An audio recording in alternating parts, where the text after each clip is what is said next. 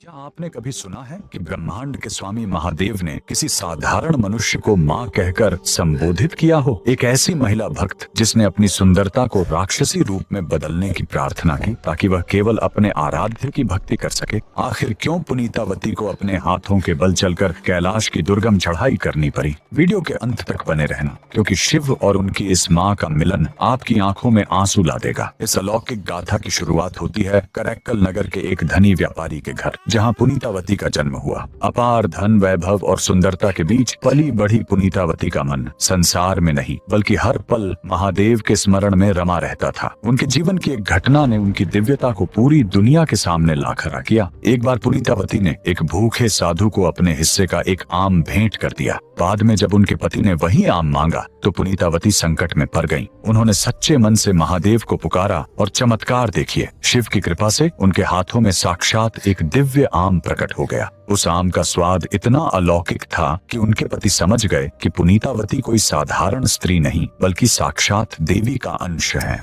पर अफसोस, श्रद्धा के बजाय उनके पति के मन में भय बैठ गया और उन्होंने पुनीतावती का त्याग कर दिया। पति के वियोग ने पुनीतावती को पूरी तरह वैराग्य की ओर धकेल दिया। उन्होंने महादेव से एक ऐसी प्रार्थना की जिसे सुनकर देवता भी दंग रह गए। उन्होंने कहा, हे महादेव, यह सुंदरता और यह कोमल शरीर मुझे आपकी भक्ति से भटका रहे हैं। मुझे ऐसा रूप दे दीजिए जिसे देखकर कोई मुझे छूना तो दूर, देख भी न सके। महादेव ने उनकी पुकार सुनी और देखते ही देखते वह सुंदर स्त्री एक भयानक कंकाल जैसे रूप में बदल गई। इसी अवस्था में वे करैक्कल अमैयार कहलाएं। शिव के प्रेम में डूबी अमैयार ने कैलाश की यात्रा शुरू की, लेकिन उनका मानना था कि जिस भूमि पर महादेव के चरण पड़े हों उसे अपने पैरों से छूना पाप है। इसलिए उन्होंने अपने सिर और हाथों के बल चलकर कैलाश की चढ़ाई शुरू कर दी। उनकी इस कठोर और असंभव तपस्या को देखकर साक्षात महादेव का आसन डोल उठा। जब वे कैलाश पहुंची तो स्वयं भगवान शिव ने मुस्कुराते हुए उन्हें अम्मा कहकर पुकारा।